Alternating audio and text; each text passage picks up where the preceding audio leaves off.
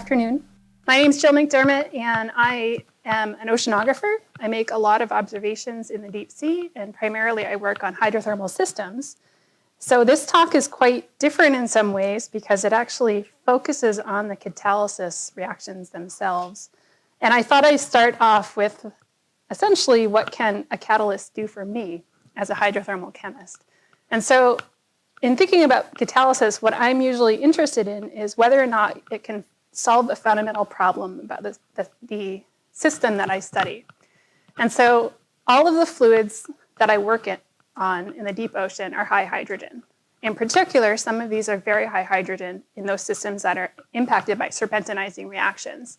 These are very interesting to us as planetary and geoscientists because there's a positive drive for the reduction of inorganic carbon and carbon monoxide by hydrogen, which is thermodynamically favored at temperatures that we see at deep sea hydrothermal vents.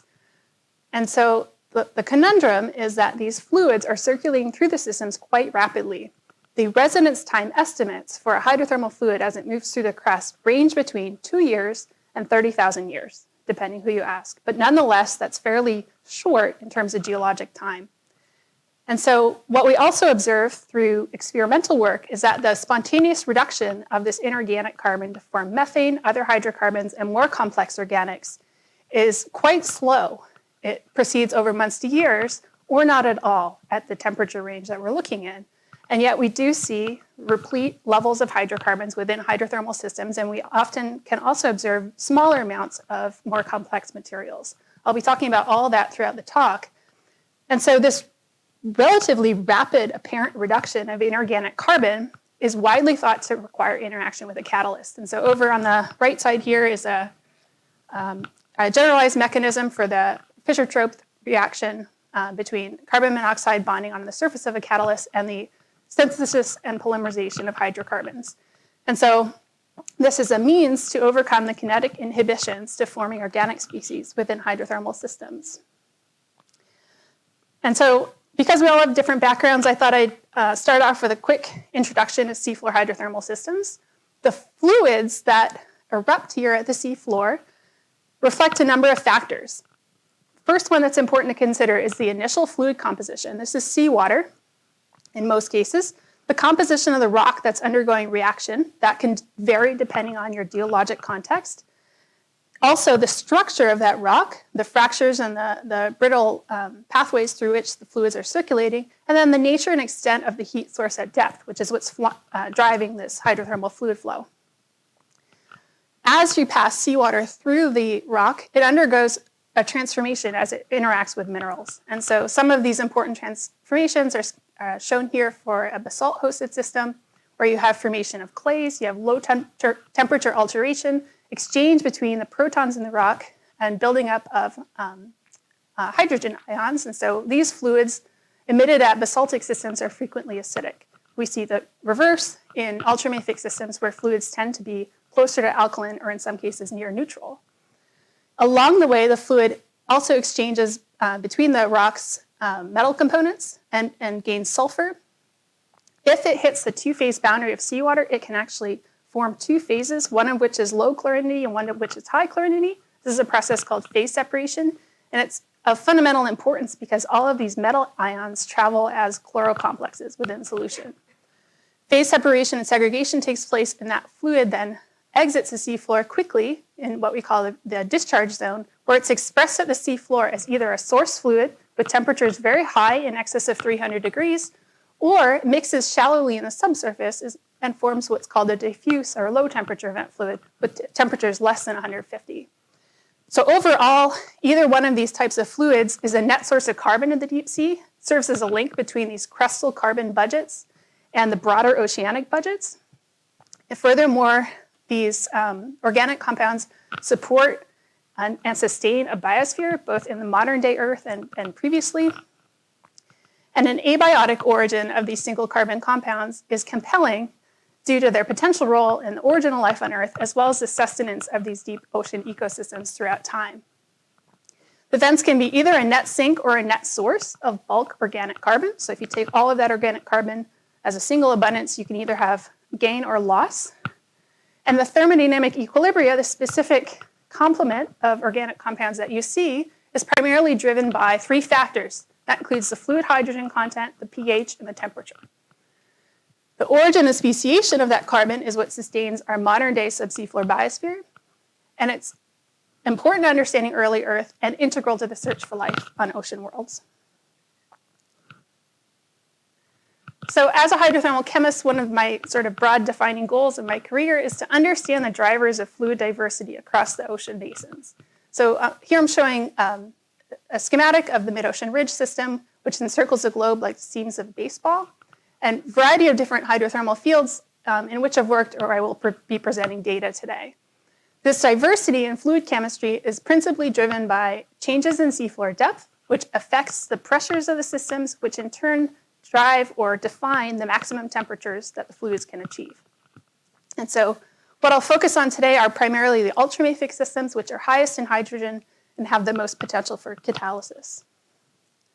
This hydrogen, as Kristen introduced us to, is produced by serpentinization reactions along ultra-slow spreading ridges where you have reduced volcanic activity and more enhanced tectonic activity. You have exhumation of this mantle-derived peridotite rock, which is uplifted or exhumed along long-lived detachment faults, where it comes in contact with seawater. Exposure of this reduced iron-bearing minerals, such as olivine, to water drives serpentinization reactions like this one here. The net result is that you form a suite of secondary minerals from the starting olivine in this case, and also free molecular hydrogen, which can be picked up in the circulating fluid. This buildup of free hydrogen creates a positive thermodynamic drive for the reduction of inorganic carbon dissolved in water to form relatively simple and also relatively complex organic molecules. So this is all from a theoretical modeling paper showing the observations of log hydrogen abundance and log CO2 abundance for different systems shown in different colors here. These are observations, and then you can then model the affinity for formation. And so you can think of chemical affinity as reflecting the nearness of the system to achieving thermodynamic equilibrium. So in these figures here where you see a positive affinity greater than 0, you have a positive drive to form these species. And so here I'm first showing some of the more simple organic molecules that would be predicted to form based on chemical energetics alone. This includes hydrocarbons, methane and ethane, for example, also methanol, simple compounds like carbon monoxide, formic acid, and then no affinity or negative affinity to form formaldehyde. There are also more complex organic molecules that are also thermodynamically predicted to form, but particularly so at moderate to low temperatures. And so the approach that this paper takes is to take the chemistry of the hot fluid, the source fluid, at 350 degrees, mix that or titrate that with seawater, which is cooler and more oxidized. That's typically a temperature about 5 degrees. As you do these mixing relationships, you can actually calculate the affinity for formation. So in this case here, I'm showing the affinity for formation of a 9-carbon carboxylic acid, a 10-carbon carboxylic acid. These are most positive at somewhat more moderate temperatures, so something like 250 degrees, which is often about 100 degrees less than the source fluids. There's also positive affinity to form amino acids. So here I'm showing leucine, phenylalanine, and tryptophan. These are also more positively favored at moderate temperatures. And then there is much less drive to form carbohydrates. Unlike carboxylic and amino acids, carbohydrates have relatively lower ratios of carbon to oxygen, and they lead less positive values for affinity.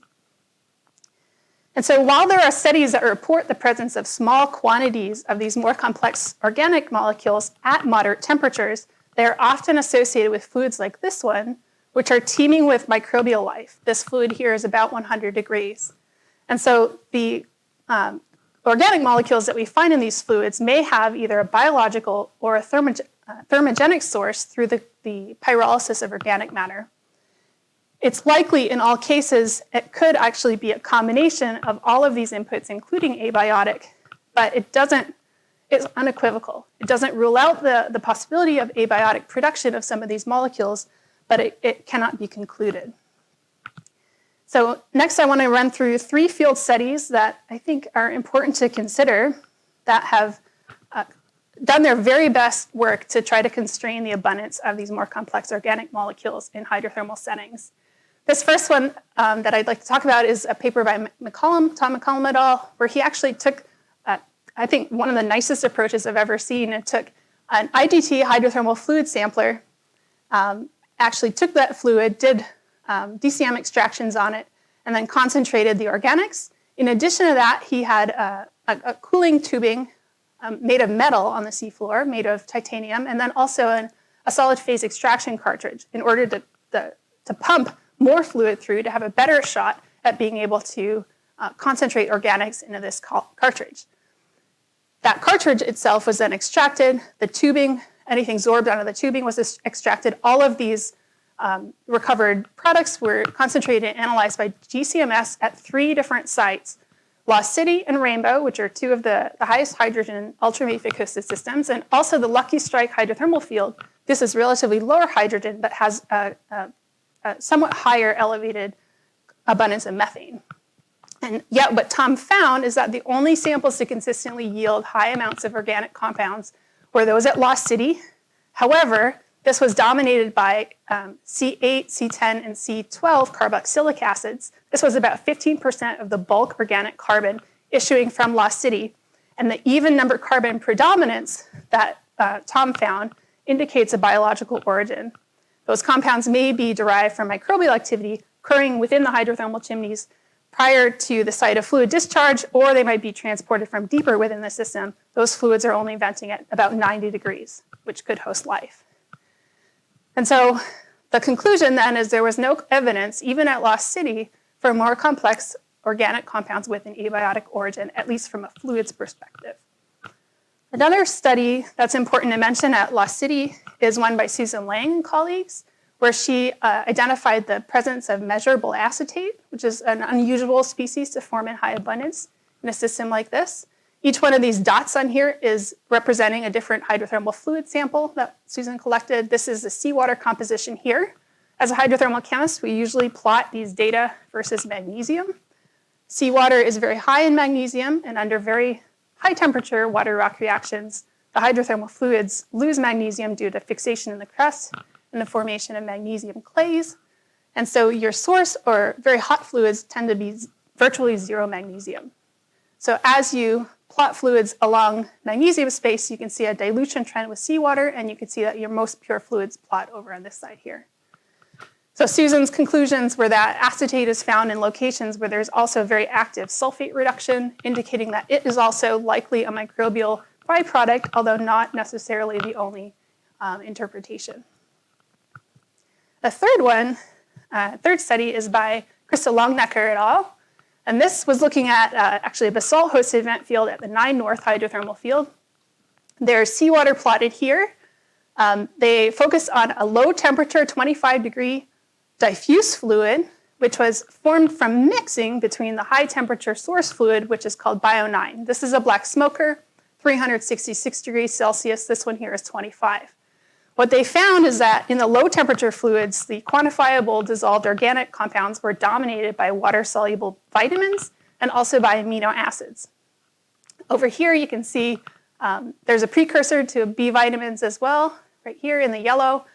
But you can also observe that the highest abundances of B vitamins were in the lower temperature fluid, as well as the higher abundances of amino acids were in both seawater and in the lower temperature fluid. So their conclusion was that, once again, because these organic compounds are central to biologic processes, this suggests that they're a byproduct of biological activity in the subsea floor. But that's not necessarily the whole story. I am a fluid chemist, and so I always think of things from a fluids perspective, but there are some possible limiting factors on the abundance of these complex organics within the fluids. First one, I think, and ranked in terms of importance, is dilution. And so if you have smaller quantities of these, they may be getting diluted beyond the detection limits. And so increasing detection limits is a really important means of pushing the field forward. They might also simply not be forming due to too slow kinetics. They may be forming and breaking down again once they're entrained within the higher temperature fluids, when you might have temperatures that are too high to be stable. So if these fluids go beyond 250 degrees, even if you have had abiotic synthesis of organics, those then might degrade. But finally, you might also have unsuitable pHs as the fluids interact with the host rock. What we do know for certain is that there are simple organics that are generated abiotically. First one of these is the most simple one, most simple single carbon carboxylic acid, which is formate. And so this is some of the work that I did to calculate the thermodynamic equilibrium for formate, taking the equilibrium constants. These are calculated from thermodynamic data compiled in databases. You then calculate Q, which is the reaction quotient. This is defined by what's actually observed in the fluid itself based on the activities. The activity coefficients were calculated in the EQ36 software package for each fluid sample measured at these two vent fields. And these were assumed to be unity for neutral species. The fluids were also speciated at their calculated in situ pH and using the carbonate system defined by that pH. At this point, you can then determine the chemical affinity, which is defined at 0 at equilibrium when this reaction is balanced chemically from left to right. Within this field or within thermodynamic modeling, typically about plus or minus 5 kilojoules per mole is thought to reflect equilibrium. And so you can see in many cases here, 5 kilojoules per mole is right about here. Most of the fluids are either consistent with equilibrium or approaching equilibrium. This is also true at this site as well. So the conclusion is that both of these are consistent with the abiotic synthesis of formate from CO2. But we also know to be true, generally speaking, in all hydrothermal systems, at least every one I've ever studied, is that the carbon monoxide abundances in solution are governed by the gas shift reaction. This is temperature dependent, and so virtually if you measure CO2 and hydrogen, you can often calculate what the CO would be, measure it, and determine that to be the case. The next thing I want to talk about is some fairly recent work defining the origin of hydrocarbons within these systems, which leads to, I think, a really exciting new frontier in looking for sites for abiotic synthesis within hydrothermal settings. This is work I did at the ultramafic hosted Von Dam hydrothermal system. You can think of it as a little bit low temperature rainbow. The Von Dam source fluids that vent within the system, the hottest ones are about 226 degrees, and they're near neutral pH of 5.6. What you observe is plotted here versus magnesium again. Here's the seawater composition, and all of the vent fluids are shown with blue squares. All of these were collected with isobaric gas site samplers, which allows me to use one fluid sample in order to do all organic gas sampling and inorganic sampling. So every dot on here represents one sample. You could see the end member source fluid here. This is that 226 degree origin fluid. This group here is the mixed fluids that are mixing shallowly with seawater. And all of the fluids lie along one trend with seawater, indicating that there's a conservative mixture and there's no gain or loss in methane during mixing. Furthermore, all of these fluids have the same origin stable isotope composition of minus 15.4 per mil. And so this is not consistent with a magmatic origin for methane. That would be expected to be more like minus 25 per mil. And together, these data suggest that there's a deep source of methane that feeds the entire vent field. This confirms expectations that were based on experiments that showed that abiotic methane formation is kinetically inhibited over the timescales of fluid mixing, for example, which are thought to be on the scale of minutes. The question then is, if you imagine that this venting fluid here has a methane composition of 2.7 millimoles per liter, is it coming from CO2? And in fact, the answer is it cannot be. Von Dam CO2 is seawater-like. Let me project over. The seawater composition is shown here for CO2. The end member, or the source fluid at Von Dam, is 19% enriched in abundance over the seawater itself, which is the same 19% enrichment you observe in the fluid's chlorinity. That fluid has not phase separated, and so that chlorinity reflects the dehydration reaction of the serpentinization itself taking place. And so this CO2 then is interpreted to be the same CO2 essentially that was present in the downwelling fluid. The other line of evidence is that the source fluid and seawater match in terms of their stable carbon isotopes, plus 0.9 compared with plus 1. And the CO2 outcoming is essentially equivalent to the amount of methane outcoming. And so that fluid, as it circulates through the crust, has actually doubled its carbon content with 2.8 millimolar methane in the end member. And so if that 2.8 millimolar end member were coming from CO2, we'd expect this fluid to contain much less CO2 that was more fractionated relative to its seawater origin. And so nonetheless, the fluids have doubled their carbon content. So if it's not abiotic synthesis that's occurring during active circulation, it must be formed somewhere in the system. And so this methane must already be present in the rock, and we think it's coming from fluid inclusions. These inclusions, many of which are either formed by the entrapment of magmatic volatiles when the olivines crystallize from the melt, or the incursion of seawater, and then the trapping of secondary inclusions comprised of seawater composition. In either case, they can contain CO2, which is either seawater or magmatic derived. That seawater can interact with the walls of the olivine, undergo the same serpentinization reactions, generate increasing building up hydrogen fugacity within the inclusion, and then be reduced to form methane and higher hydrocarbons. The other evidence that the methane and the CO2 pools are disconnected within this system comes from radiocarbon determination on the fluids. The methane itself is radiocarbon dead within error. And so this indicates that it's greater than 40,000 years in terms of its origin age, and yet the fraction motor of CO2 measured on 3 samples all agree, and they contain measurable CO2. So the conclusions are that methane is not forming during aqueous reactions within these ultramafic hydrothermal systems, despite favorable thermodynamics. And what that does do is open up possibility for the formation of what we call metastable equilibrium of other intermediate redox state organic species like formic acid and possibly others. This is consistent with experiments that showed that abiotic methane formation is kinetically inhibited over fairly long timescales of about, over about 100 days, so several months.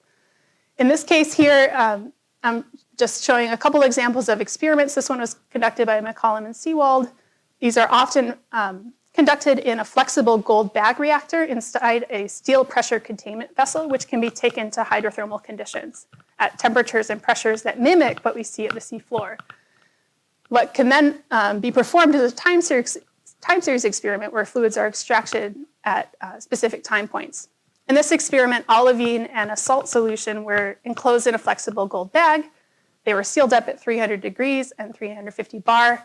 They used a labeled formate source to unambiguously identify whether or not methane was forming, and found that there was negligible formation of only methane and no other C2+ from CO2. There was about 0.04% conversion of this dissolved CO2 to form methane over greater than 100 days. And yet, Tom later found that the kinetics of this abiotic methane generation is strongly enhanced when there is a gas phase present.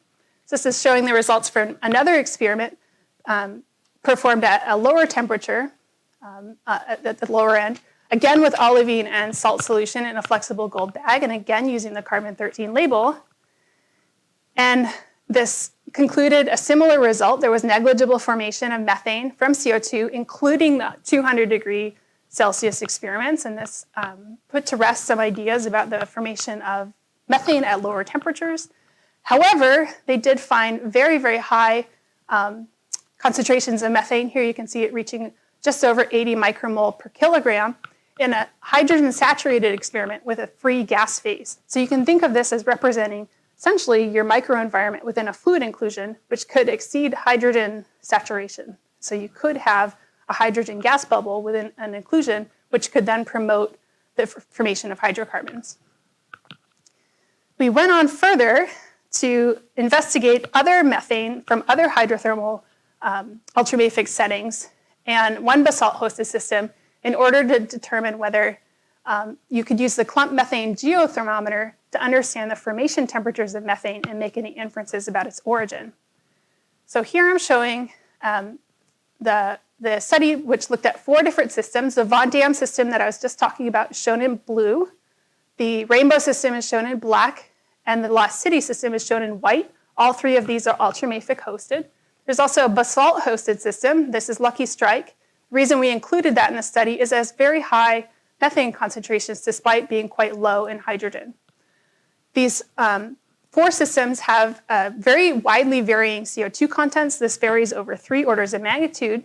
And so when you calculate the essentially the equilibrium condition for this reaction here, you find that methane synthesis is not favorable at Lucky Strike, and yet it is present in the fluids, and it is favorable at the ultramafic hosted systems. So to summarize the result of that paper, here I'm showing the clumped isotopolog data for paired delta C13 and delta D for methane.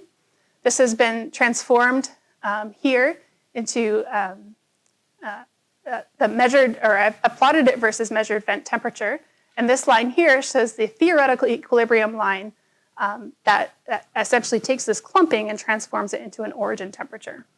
So what we find is that all of these vent fluids, despite venting at different temperatures, are all consistent with the same formation temperature here, plotted shown here, of about 310 degrees Celsius. This is generally consistent with formation of this methane in fluid inclusions that were trapped at magmatic temperatures and then later cooled to temperatures of 300.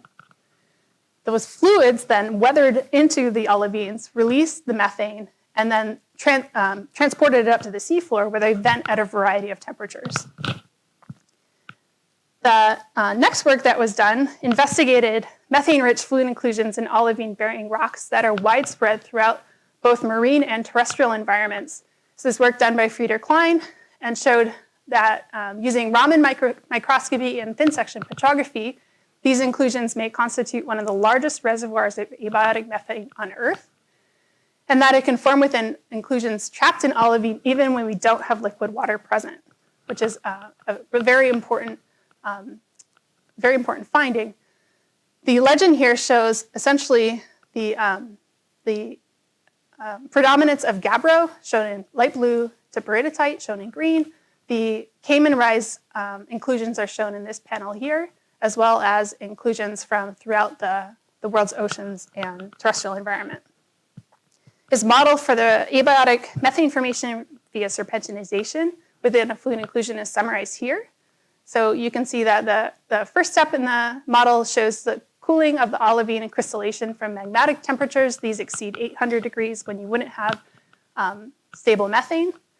You then have some kind of faulting or water ingress into the olivine, which forms your inclusions. The fractures heal around and entrap the fluids, at which point you can set off serpentinization. In this stage here, you have the first formation of hydrogen.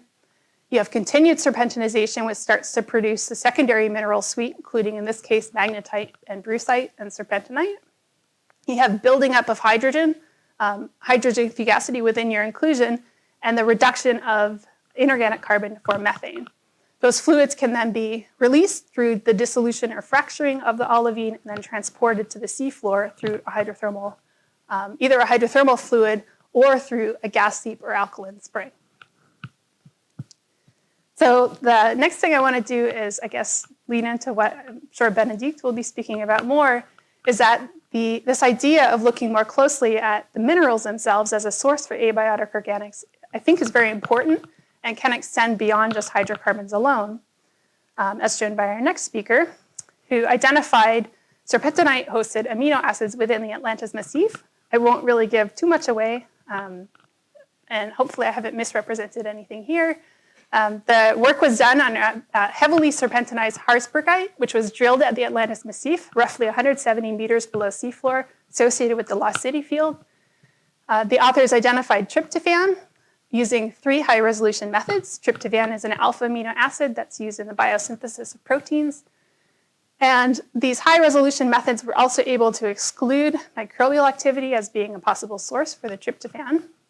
They proposed that the iron-rich mineral saponite may be involved as a catalyst within tryptophan synthesis, and this raises the possibility of other related compounds that could also be synthesized, including pyrimidines and purines. And then finally, I wanted to make the point that there are other researchers that are interested in investigating essentially the state at which you have amino acids delivered either through abiotic synthesis within minerals or through deposition through meteorite, through chondritic meteorites. And so this is some work by Takahagi et al., in which they took olivine, a mixture of olivine and orthopyroxene in a specific ratio to represent the composition of a chondritic meteorite. They cleaned this with acetone and rinsed it with pure water, reacted it with a fluid with this composition, and then either added or left out an amino acid mixture based on their distribution in carbonaceous chondrites. This mixture was heated at 200 degrees, I think it was 200 degrees and 200 bars to represent essentially the conditions thought to represent the ocean under Enceladus. And they were able to confirm that 28 out of 36 possible dipeptides formed after 147 days, and that greater abundances of dipeptides formed when rock itself was present. This has implications for the abiotic formation of these short dipeptides on Enceladus, and it also goes to show that once you have at least individual amino acids, you can have increasing complexity during hydrothermal heating. Okay, so next I'll summarize with some of the key points. The first thing I talked about was how serpentinization reactions generate hydrogen, but an important thing to remember is that they do not themselves generate organics. So always remember this. Serpentinization itself generates hydrogen. This increases the drive to reduce inorganic carbon to form organics, but that the fact that you have a positive thermodynamic drive does not necessarily tell you about the kinetics of reaction. And so in some aqueous environments like circulating hydrothermal fluids and in low temperature alkaline springs, there are kinetic barriers that limit the formation of abiotic hydrocarbons from aqueous CO2 reduction. However, we do see the formation of very simple organic molecules like formate acid and carbon monoxide. These more complex organic molecules that have been identified in free-flowing hydrothermal fluids are unequivocal in origin, and this is largely due to the fact that their stability for the abiotic synthesis happens to overlap with the microbially replete environments, and our whole Earth in modern day systems is pervaded with this deep biosphere. And so in many cases, an abiotic origin is possible if the organic is observed, but it's not necessarily the only explanation.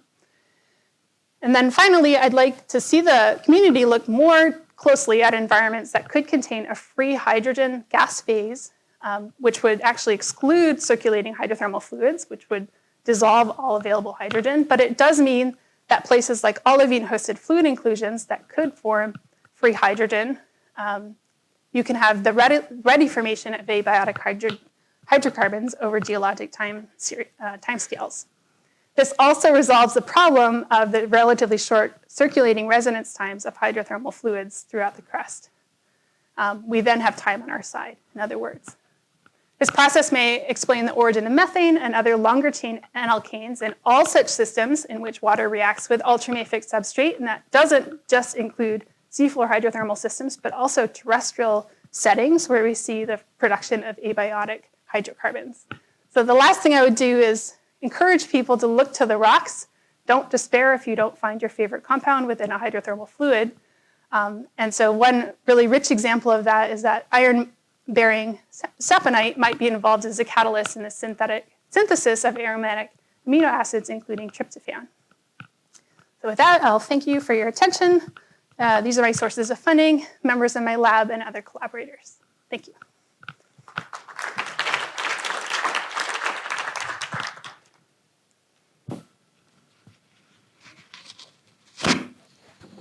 Now we have time for questions. So any questions from the audience?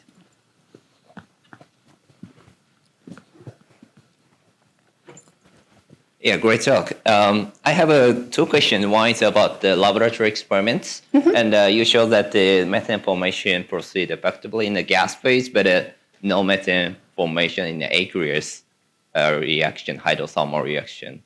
So what would be the critical factor to control these two cases? why the gas phase is required. And my another question is, so if we imagine that RE methanogen or ancestor methanogen utilize the abiotic methane formation process, do you have any idea the birthplace of RE methanogen? If the methane formation required a gas phase reaction, the RE methanogen also required some atmospheric gas phase.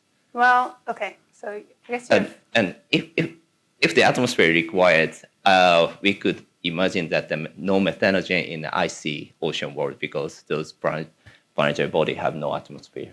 right. Okay. Thank you for your question. So I guess the free gas phase in the experiments contributed to enhanced kinetics of methane formation. There is still smaller amounts of methane formation in the aqueous phase. This takes quite a lot longer in the absence of a catalyst. And so there are also experiments that explore the other kinds of more exotic catalysts that do promote methane formation.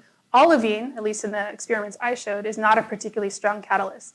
Magnetite, for example, once you build up more magnetite, you can have more faster catalytic production of methane. But your other question was about methanogens. So methanogens, of course, depends on their source carbon. But if you're a methanogen using CO2, for example, as your carbon source and reducing CO2 with hydrogen, you're still going to have a positive drive for methanogenesis at any temperature, really, provided you have enough hydrogen at any temperature less than 300 degrees, roughly. So you do not need a free gas phase to produce that because methanogens have their own catalytic enzymes, right? And so they can do this process quite quickly. And so that doesn't necessarily need to involve atmosphere. That happens very readily in aqueous environments. In modern day Earth, it would have been true in the past. Yeah. Thank you. Okay. Some more questions? Okay. Well, it's not here. If I toss it this way and I can toss it that way. Okay, where'd you go? Sorry. Thank you for your nice talk. Actually, I'm new to this field, so I have one simple questions. Do hydrothermal environment in different regions, such as Atlantic Oceans or Indian Oceans or Pacific, have different features? Do they have different features, or do they have similar features in today's ocean? Oh, okay. So in the modern ocean, so there's sort of two parts to your question. One, I guess, would be the seawater source. And so you can kind of think of ocean water aging over time. And so Atlantic Ocean water, for example, I studied some Atlantic Ocean radiocarbon, for example.